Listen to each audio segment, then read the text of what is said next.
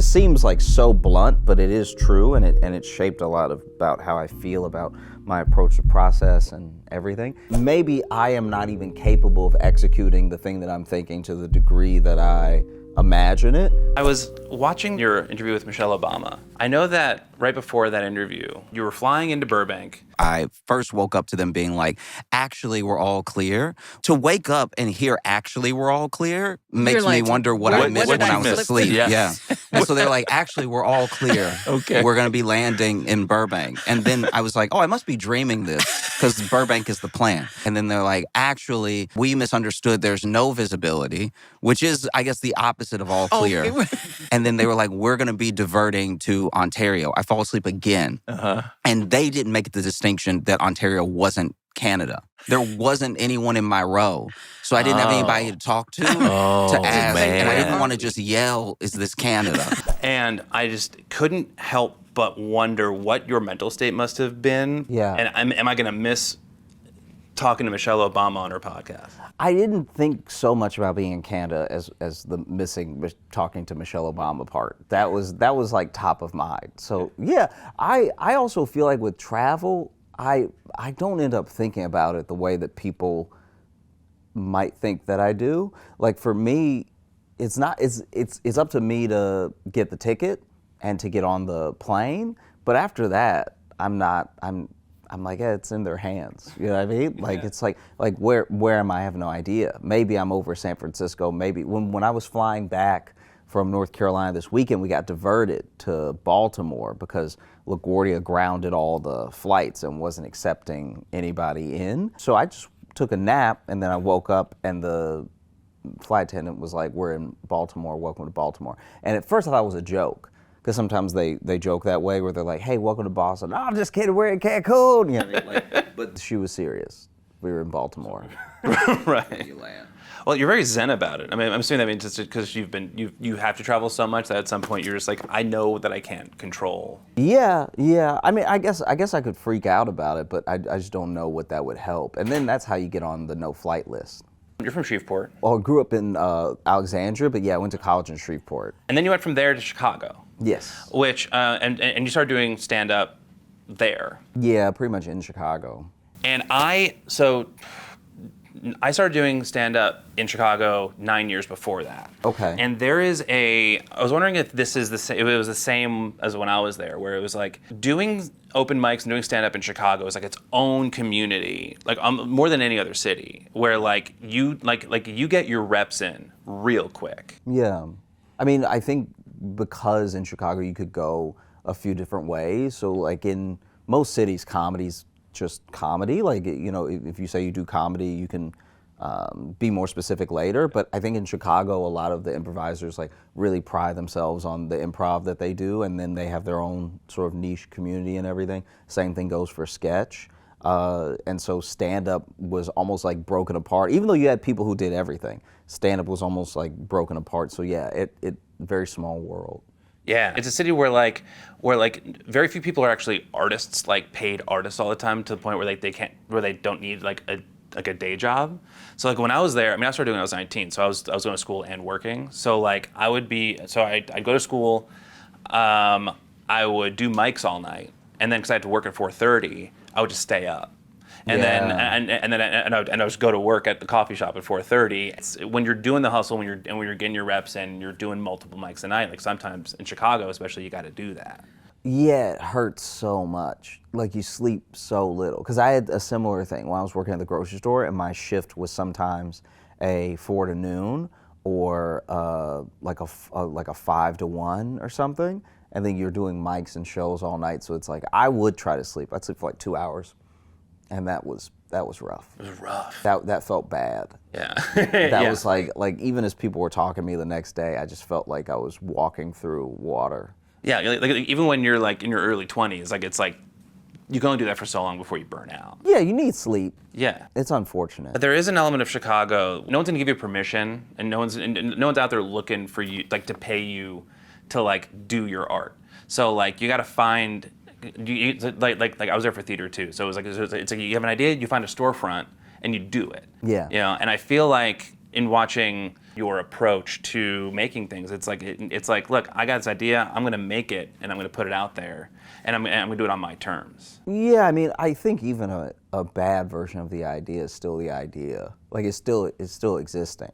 When I think I was in college when this happened, and I had this conversation with someone that they came to speak to us, and they were talking to all the students who had different disciplines and everything, and they asked someone, which this seems like so blunt, but it is true, and it shaped a lot about how I feel about my approach to process and everything, is they asked one of the students about what they were working on, and they were telling them the idea and everything, and they asked them how long they'd been working on it. They've been working on it for a while, and then the person was like, when do you think you'll be finished with it? And they're like, I don't know, I've been rewriting and rewriting and rewriting. And then he was like, that's all well and good, but just so you know, artists finish.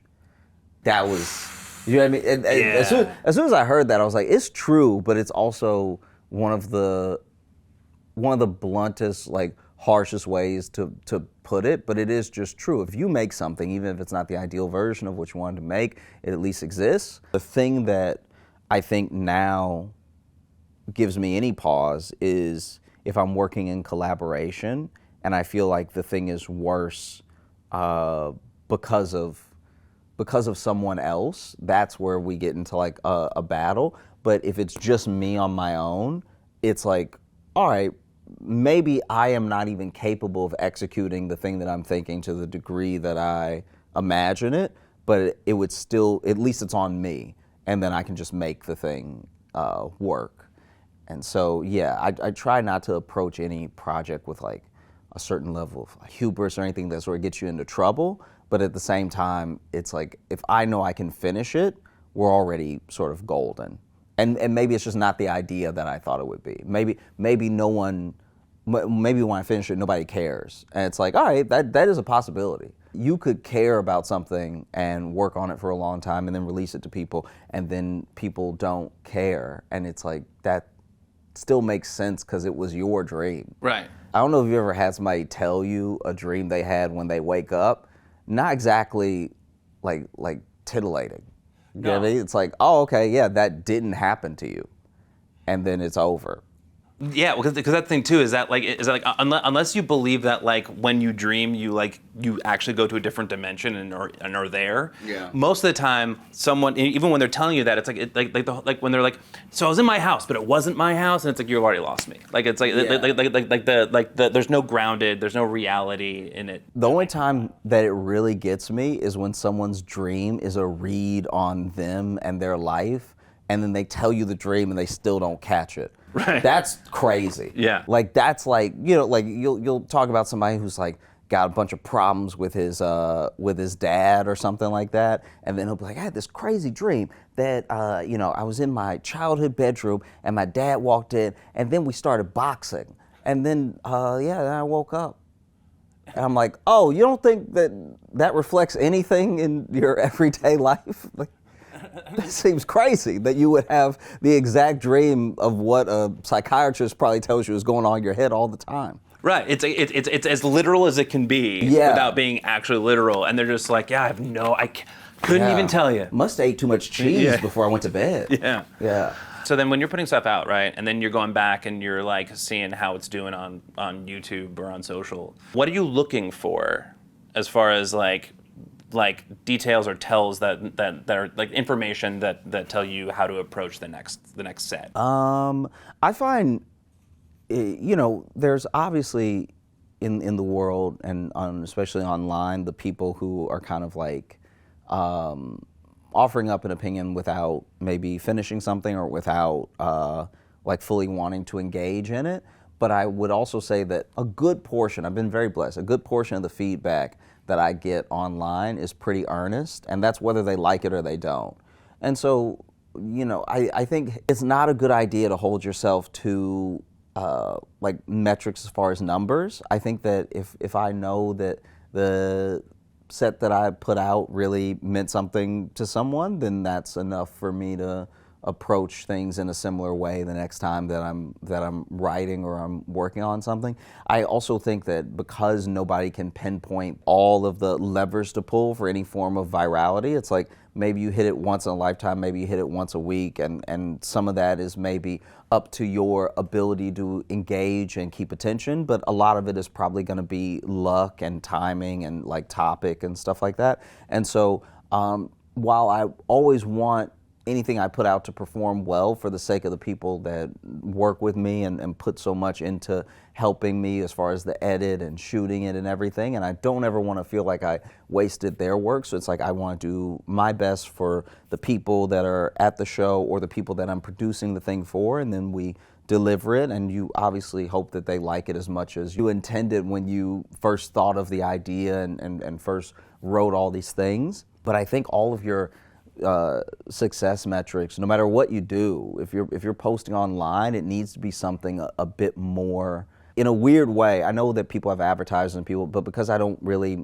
have that stuff right now, it's like everything that I'm looking for needs to be more abstract than a general number, because the issue with numbers as well is that they're not actually a sort of reflection of quality. It's just a reflection of the amount of attention you were able to garner. It's easy to be misguided or led astray by numbers, and so I think that there are certain comments that people leave that let me know that what I was saying was on the right track for them, or I think that there's DMs I get that let me know that I'm on the right track for them in that moment with that set. Like, this is all stuff that will shift with time. And also, if I fell short somewhere, it's like, it's nice to know. You know, obviously, everyone would love to get their feedback in the most like genuine possible way. But if somebody's pissed off, or if they don't know you, or if they think of you as an idea and not a person, they'll probably deliver it in a way that's a bit more blunt. But it doesn't mean that there's no merit to those ideas. And so I think that even when people even when their approach is unhelpful, they might still accidentally give you like a nugget of something to hold on to, where you're like, oh, okay, I guess if I do that a lot, it might not be the best, or here's a way that I could pivot, or maybe they're willfully misunderstanding, but at the same time, I worded it in a way that was ambiguous enough to like willfully misunderstand, so maybe I can adjust my approach that way. And so all these things are coming at you pretty fast, but I think as long as you are making things that you really care about, you're never really going to run into that much trouble. But that's just my opinion.